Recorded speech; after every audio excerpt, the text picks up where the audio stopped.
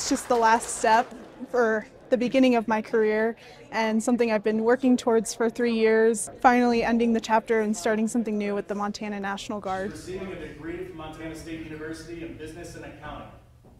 She will branch into the Montana Army National Guard as a Logistics Corps officer. I was always planning to be a lieutenant since I enlisted in 2019. I'm really hoping to lead the people under me and be a resource for them, inspire people under me, and learn as much as I possibly can.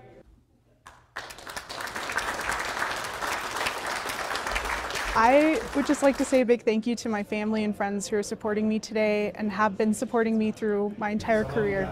So help me God. Congratulations. Thank you, sir.